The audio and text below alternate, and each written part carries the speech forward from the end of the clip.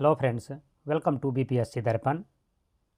आज हम जनवरी 2023 की प्रतियोगिता दर्पण के टॉप 30 करंट अफेयर्स का स्टडी करेंगे, जिसे यहाँ पर स्मरणीय तथ्य के रूप में दिया गया है, जहाँ पर हम 15 नेशनल और 15 इंटरनेशनल करंट अफेयर्स के बारे में स्टडी करेंगे, जो वेरी इंपॉर्टेंट करंट अफेयर्स का एक पार्ट है।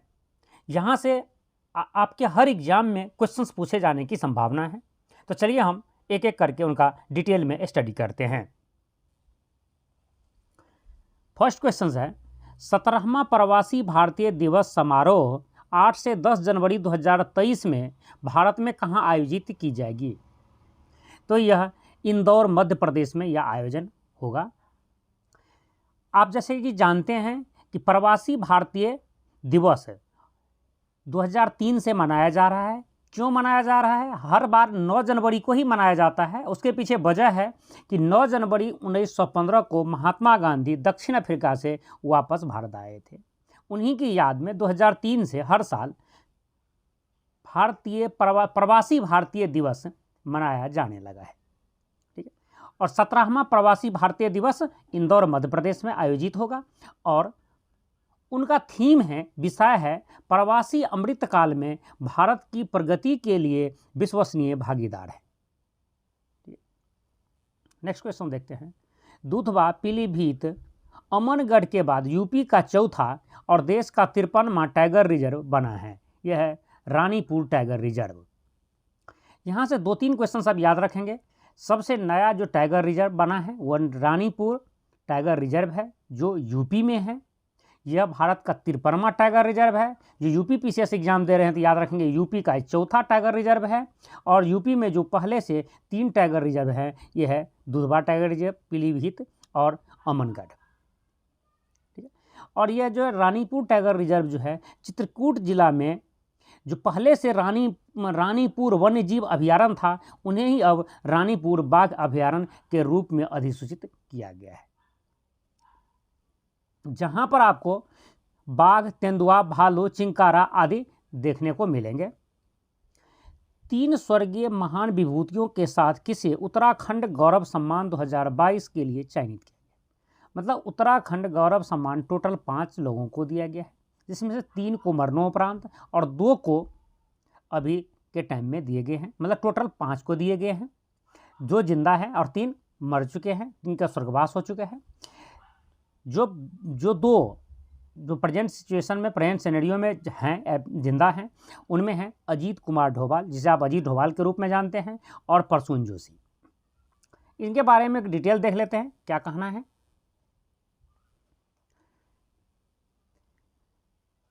देखिए, बिपिन जो 3 जो जिसे मरणोपरांत दिए गए हैं, जिसमें स्वर्गीय जनरल बिपिन रावत जो फर्स्ट सीडीएस थे, दूसरे गीतकार स्वर्गीय गिरीश चंद्र तिवारी, और तीसरा है पत्रकार स्वर्गीय बीरेन डंगवाल।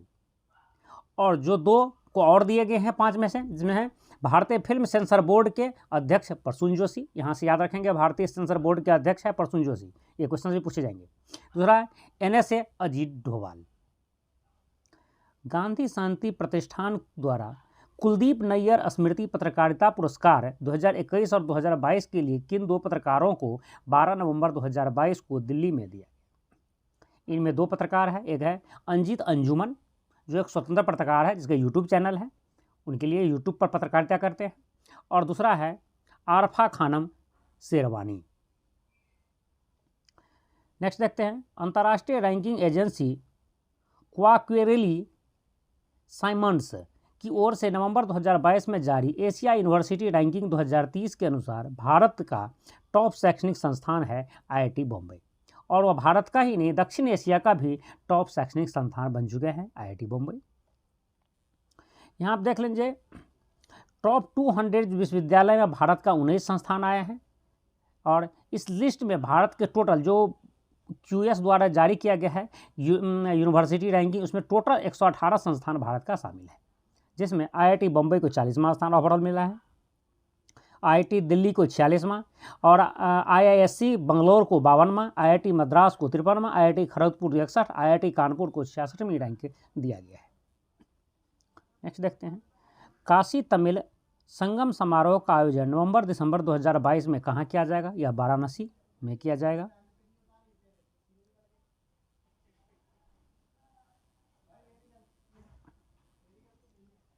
प्रधानमंत्री नरेंद्र मोदी 19 नवंबर 2022 को अरुणाचल प्रदेश की राजधानी ईटानगर के पास राज्य की पहली ग्रीनफील्ड हवाई अड्डे का उद्घाटन किया है। यह है डोनी पोलो में। याद रखेंगे, यह राज्य का मतलब अरुणाचल प्रदेश का यह पहला ग्रीनफील्ड हवाई अड्डा है। देखिए याद रखें एक चीज़ और कि पहले यदि कोई चीज़ पहला हो रहा है, सबसे बड़ा है, सबसे छोटा है, तो उसे आप ज़रूर याद रखें। उसमें यदि ये करंट अफेयर्स से रिलेटेड है तब तो आपको ज़रूर याद रखना है। जैसे कि आप देखेंगे बीपीएससी का एग्जाम, बीपीएससी के क्वेश्चन पेपर, इसमें लगभग 6 से 7 ऐसे क्वेश्चंस पूछेगा जो फर्स्ट है, पहला है, और उनमें ऑलमोस्ट करंट अफेयर से रिलेटेड है। ठीक है, इसके डिटेल देख लेते हैं। ईटानगर हवाई अड्डा, जिसे होलोंगी हवाई अड्डा भी कहा जाता था, यदि ये ईटानगर के जो बगल में है, अरुणाचल प्रदेश की राजधानी ईटानगर के बगल में, जिसे ईटानगर हवाई अड्डा भी बोले जाते हैं, जिसे दूसरा नाम है होलोंगी हवाई अड्डा, उसी को अब नाम बदल करके डोनी पोलो हवाई अड्डा कर दिया गया है। और होलोंगी हवाई अड्डा इसलिए कहा जाता है कि जिस जगह पर यह हवाई अड्डा है, इस जगह को होलोंगी कहा जाता है, होलोंगी नामक जगह पर है।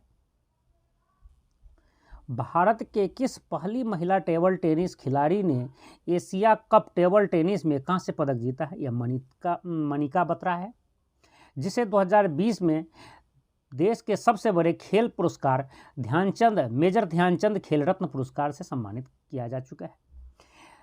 यहाँ पर दो चीज़ और आपकी याद रखेंगे। मनिका बत्रा टेबल टेनिस से है, एग्जाम में सिर्फ इतना क्वेश्चन पूछ देते हैं, इन मनिका बत्रा जो है इनमें से किस खेल से संबंधित है? तो याद रखेंगे यह टेबल टेनिस से है। यह एशिया कप टेबल टेनिस में कांस्य पदक जीते हैं। और दूसरी चीज़, उन्हें 2020 में मेजर ध्यानचंद पुरस्कार दिया जा चुका है। केंद्र सरकार ने हाई कोर्ट के किस सेवानिवृत्त मुख्य न्यायाधीश को विधि आयोग का अध्यक्ष नियुक्त किया गया है? यह न्यायमूर्ति ऋतुराज अवस्थी को किया गया है।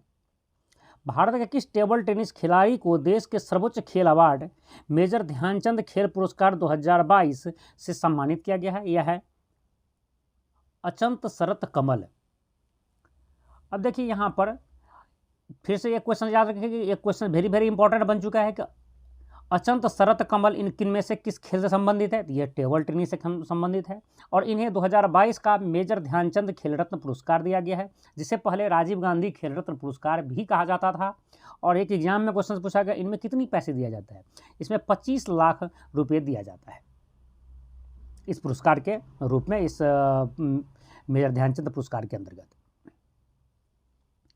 यहाँ से एक चीज़ और याद रखेंगे, मनिका बत्रा देखें, उसे 2020 का ध्यानचंद खेल रत्न पुरस्कार दिया गया है, और अचंत शरत कमल को 2022 का खेल रत्न पुरस्कार दिया गया, और दोनों ही टेबल टेनिस से हैं। अब ऐसे लिंक करके याद रख सकते हैं। दूसरी चीज़, अचंत शरत कमल ने कॉमनवेल्थ गेम 2022 में गोल्ड मेडल जीता है, जबकि मनिका बत्रा इस साल 2022 में एशिया कप टेबल टेनिस में कांस्य पदक जीती है।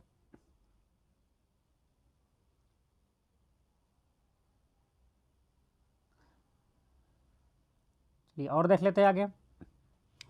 कौन सी स्टार भारतीय पैडलर अंतर्राष्ट्रीय टेबल टेनिस महासंघ के एथलेटिक आयोग के सदस्य चुने जाने वाले पहले भारतीय बन चुके हैं?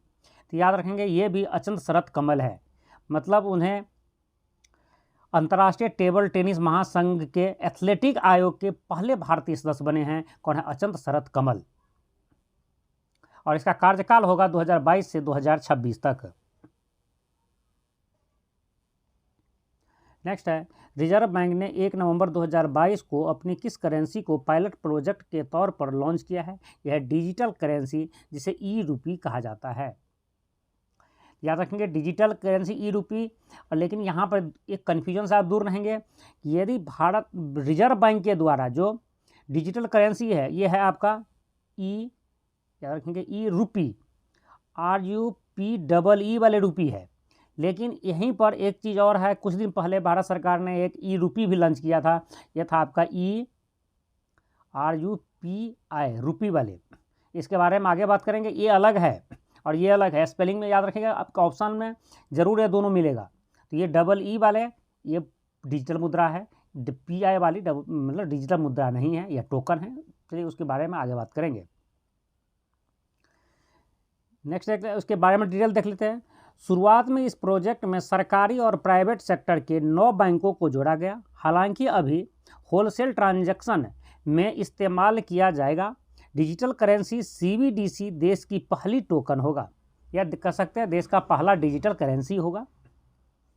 यहाँ पर 2 चीज़ और मैं आपको बता देना चाहता हूँ। ये 1 नवंबर 2022 को जिसे पायलट प्रोजेक्ट के रूप में लॉन्च किया गया है। ये ओनली होलसेल ट्रांजैक्शन के लिए किया गया है, और उसमें 9 सरकारी और प्राइवेट बैंक को ये अथॉरिटी दिया है कि इसे सेल परचेज करने में यूज करने के लिए डिजिटल करेंसी को। लेकिन अब 1 दिसंबर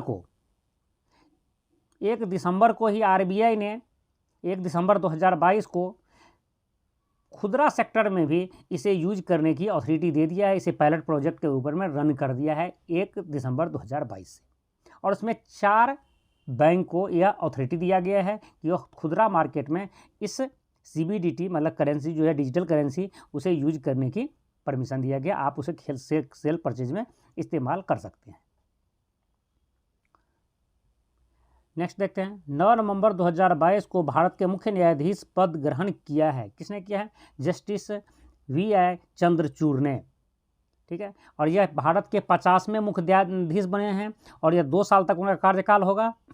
और यह पहले ऐसे मुख्य न्यायाधीश बने हैं जिसके पिता भी मुख्य न्यायाधीश रह चुके हैं। उसके पिता का नाम है न्यायमूर्ति YB चंद्रचूड़, और वह भारत के सबसे लंबे समय तक मुख्य न्यायाधीश भी रहे हैं।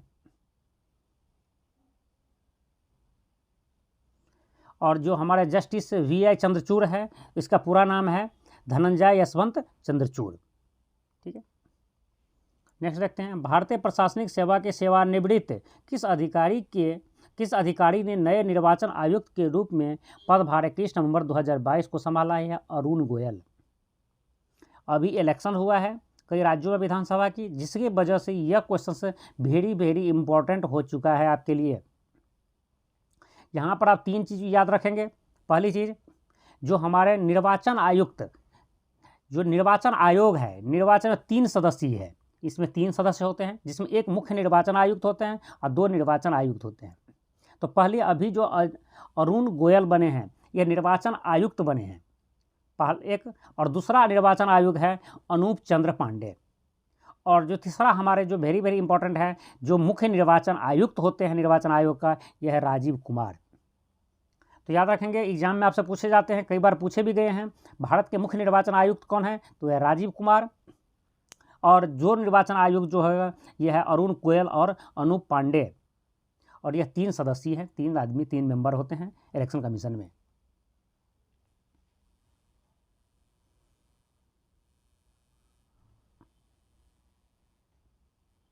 नेक्स्ट देखते हैं, 2022 में पहली बार आर्मी और एयरफोर्स ने किस नाम से इंटीग्रेटेड अभ्यास 19 से 21 नवंबर में किया है? यह है शत्रुनाश। यह शत्रुनाश जो है अभ्यास जो है आर्मी और एयरफोर्स ने मिल करके किया है, और यह किया है बीकानेर के महाराज फायरिंग रेंज में। भारतीय अंतरिक्ष अनुसंधान संगठन इसरो ने आंध्र प्रदेश के श्रीहरिकोटा में सतीश धवन अंतरिक्ष केंद्र से देश के पहले निजी तौर पर विकसित किस रॉकेट का परीक्षण 18 नवंबर 2022 को किया है? यह है विक्रम M। ये जो विक्रम M है, विक्रम साराभाई के नाम पर इसका नाम विक्रम रखा गया है, तो इसका नाम है पूरा विक्रम M। यह जो है एक प्राइवेट कंपनी, जो प्राइवेट स्टार्टअप है उसके द्वारा बनाया गया है। देख लेते हैं यहाँ पूरी डिटेल। स्टार्टअप स्काई रूट, जिसका जो प्राइवेट कंपनी है, जो स्टार्टअप प्राइवेट है, उसका नाम है स्काई रूट एरोस्पेस के विक्रम M रॉकेट का पहला परीक्षण किया गया है। मतलब स्काई रूट जो एरोस्पेस है उसका यह पहला सैटेलाइट था, उपग्रह था। स्काई रूट एरोस्पेस भारत का पहली निजी क्षेत्र की कंपनी बन गई है, जिसने 2020 में केंद्र सरकार द्वारा अंतरिक्ष उद्योग को निजी क्षेत्र के लिए खोले जाने के बाद भारतीय अंतरिक्ष उद्योग में निजी क्षेत्र में प्रवेश किया है। यह हमारा 15 वेरी इंपॉर्टेंट क्वेश्चन जो नेशनल करंट अफेयर्स का था वो कंप्लीट हो गया है। अब हम अंतर्राष्ट्रीय इंटरनेशनल करंट अफेयर्स यहाँ भी 15 क्वेश्चंस को देखेंगे। चलिए हम एक एक करके से देखते हैं। G20 शिखर सम्मेलन 15 से 16 नवंबर 2022 को इंडोनेशिया के बाली में हुआ। G20 का आगामी 18वां शिखर सम्मेलन 2023 में किस देश में होगा? तो यह भारत में होगा और ख़ास करके नई दिल्ली में होगा। तो याद रखेंगे 17वां G20 का शिखर सम्मेलन 2022 में संपन्न हो गया है इंडोनेशिया के बाली में, और 18वां शिखर सम्मेलन 2023 में भारत में होगा नई दिल्ली में। और 1 दिसंबर 2022 से लेकर के 2023 तक, मतलब सितंबर 2023 तक जब तक ये होगी G20 का बैठक, तब तक भारत इसके अध्यक्ष रहेंगे। मतलब प्रेजेंट टाइम में भारत G20 का अध्यक्ष है। यहाँ पर मैं एक चीज़ और आपको बता दूं कि याद रखने में आपको आसान होगा। 2023 में भारत G20 की भी अध्यक्षता करेगी, साथ साथ SCO की भी अध्यक्षता भारत करेगी। और आप कमेंट्स करके बताएंगे कि SCO की 2022 में जो मीटिंग हुई है वह कहाँ हुई है, किसकी अध्यक्षता में हुई है। वैसे मैं आगे आपको बताऊंगा, अभी आप कमेंट्स करके बता सकते हैं। चलिए आगे देखते हैं। तूफान इयान द्वारा तबाही करने के कुछ ही हफ्तों बाद नवंबर 2022 में किस तूफान ने संयुक्त राज्य अमेरिका के फ्लोरिडा के पूर्वी तट पर तबाही मचा दी? यह है तूफान निकोल। सिर्फ यहाँ इतना रखेंगे, तूफान निकोल और इयान दोनों अमेरिका से संबंधित है, संयुक्त राज्य अमेरिका में इसके इफेक्ट पड़े हैं। शंघाई सहयोग संगठन SCO के अध्यक्ष के रूप में SCO के अगले शिखर सम्मेलन की मेजबानी 2023 में करेगा भारत। मैं पहले बता चुका हूं कि यह भारत में अध्यक्षता होगा, भारत इसके अध्यक्ष होंगे। और उनके 22वें जो मीटिंग हुआ है यह हुआ उज्बेकिस्तान में 2022 में। यह 22वां सम्मेलन था जो उज्बेकिस्तान में हो चुका है। और 23वां जो होगा वो भारत में 23 में होगा। और अभी के टाइम में SCO के भी अध्यक्ष भारत हैं। और ये उज्बेकिस्तान के समरकंद में हुआ था। ठीक है। भारत के किस पड़ोसी देश में 9 नवंबर 2022 को 6.3 तीव्रता के भूकंप आया था? तो नेपाल में आया था, जिसका इफेक्ट भारत के उत्तरी भारत में भी उसका देखा गया था। विश्व फुटबॉल की सर्वोच्च संस्था फीफा का 20 नवंबर से 18 दिसंबर 2022 तक होने वाला वर्ल्ड कप किस मध्य एशिया के देश में आयोजित किया जा रहा है? तो यह कतर में आयोजित किया जा रहा है। आप कमेंट्स करके कतर की राजधानी के बारे में बताएंगे। ठीक है। अब 2026 में जो यह फीफा का वर्ल्ड कप होगा, यह होगा कनाडा, संयुक्त राज्य अमेरिका और मैक्सिको के में संयुक्त रूप से। और मैक्सिको 3 विश्व कप में खेलों को आतिथ्य करने वाला यह पहला देश का गौरव प्राप्त करेगा।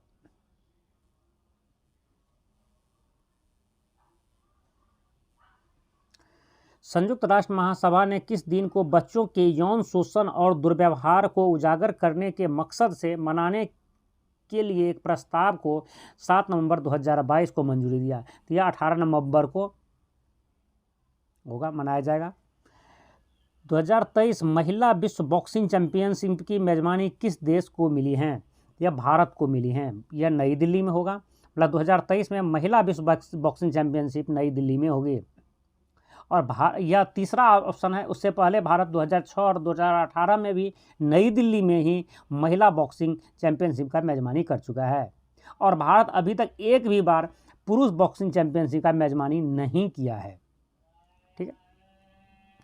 संयुक्त राष्ट्र की नवीनतम रिपोर्ट के अनुसार दुनिया की कुल जनसंख्या किस आंकड़ों को पार कर जाएगी?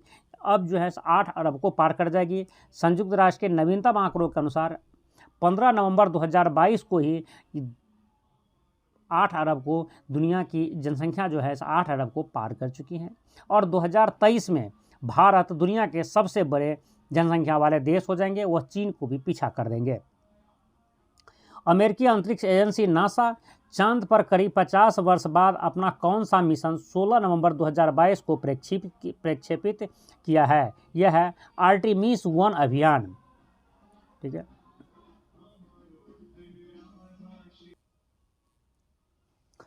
यह मुख्य चंद्रमा मिशन के लिए एक परीक्षण उड़ान है जिसमें कोई अंतरिक्ष यात्री नहीं है। नासा के वैज्ञानिक आर्टेमिस 1 के जरिए चांद पर जीवन की संभावनाओं को लेकर परीक्षण करना चाहता है। नेक्स्ट क्वेश्चन है, इंडोनेशिया के किस मुख्य द्वीप पर 21 नवंबर 2022 को एक शक्तिशाली भूकंप आया था? वह जावा द्वीप पर आया था। और जावा द्वीप पर ही इंडोनेशिया का राजधानी जकार्ता भी है। साथ ही आप मुझे कमेंट्स करके बताएंगे कि जावा द्वीप पर जो उसकी राजधानी है उसे अब शिफ्ट किया जा रहा है। मतलब जावा की मतलब इंडोनेशिया की राजधानी जो जकार्ता है अब जावा द्वीप पर नहीं होकर के उसकी राजधानी बदल जाएंगे, इसकी राजधानी कहीं और बनेंगे, और आप कमेंट्स करके बताएंगे उसके नए राजधानी कहाँ बनने वाले हैं। नेक्स्ट है गांधी मंडेला फाउंडेशन की ओर से 19 नवंबर 2022 को किस बौद्ध धर्म गुरु को गांधी मंडेला पुरस्कार से सम्मानित किया गया है? यह दलाई लामा को किया गया है, जो तिब्बतियन धर्म गुरु हैं। बौद्ध धर्म गुरु दलाई लामा को विश्व शांति और स्वतंत्रता के हित में मूल्यों और आदर्शों को बढ़ावा देने के लिए गांधी मंडेला पुरस्कार से सम्मानित किया गया है। भारतीय वायुसेना और फ्रांसीसी वायुसेना ने 12 नवंबर 2022 को जोधपुर वायु सेना स्टेशन पर द्विपक्षीय अभ्यास, कौन सा द्विपक्षीय अभ्यास में भाग लिया है? यह गरुड़ 7th में। तो याद गरुड़ नाम से भारत और फ्रांस के एयरफोर्स के बीच में युद्धाभ्यास होता है।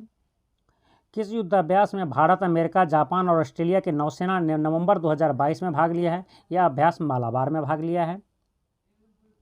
टेनिस के किस खिलाड़ी ने 20 नवंबर 2022 को छठा एटीपी फाइनल खिताब जीतकर रोजर फेडरर के रिकॉर्ड की बराबरी किया है? यह नोवाक जोकोविच ने। ये सर्बिया के नोवाक जोकोविच हैं।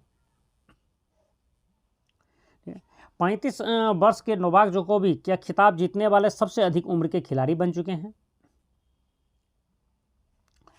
ठीक है। 6 से 18 नवंबर 2022 तक आयोजित संयुक्त राष्ट्र जलवायु परिवर्तन से जुड़े मुद्दों पर चर्चा करने के लिए 27वां सम्मेलन यानी COP27 कहाँ संपन्न हुआ है? यह शर्म अल शेख मिस्र में संपन्न हुआ है। मतलब COP27 जो जलवायु परिवर्तन से संबंधित हैं, यह उसका मीटिंग जो है, उसका जो सम्मेलन जो है सो मिस्र के शहर शर्म अल शेख में हुआ है। ठीक है। यहाँ सभी नेताओं को कार्बन उत्सर्जन में तेजी से कमी लाने के लिए एक नए फंड की भी घोषणा इसमें किया गया है। उस फंड का नाम है लॉस एंड डैमेज फंड। यह हमारा कोई 15 question, 15 very important current affairs जो इंटरनेशनल करंट अफेयर्स से रिलेटेड था, ये भी कंप्लीट हो गया। और टोटल 30 करंट अफेयर्स है जो जनवरी 2023 के प्रतियोगिता दर्पण में था, उसे हम कंप्लीट कर लिए हैं। यदि आप इस PDF को प्राप्त करना चाहते हैं तो हमारे टेलीग्राम चैनल जो BPSC दर्पण के ही नाम से हैं, आप वहां से इसे प्राप्त कर सकते हैं, उसे डाउनलोड कर सकते हैं। और यह वीडियो आपको पसंद आया हो तो उसे लाइक कीजिए, अपने फ्रेंड्स को शेयर कीजिए, और आप अभी तक हमारे साथ नहीं जुड़े हैं तो अभी के अभी जुड़ जाइए और इस चैनल को सब्सक्राइब कर लीजिए और बेल आइकन को ज़रूर प्रेस कर दीजिए, जिससे हम जब भी इस टाइप के कोई भी वीडियो बनाएं तो ये आप तक इसका नोटिफिकेशन आसानी से पहुंच जाए।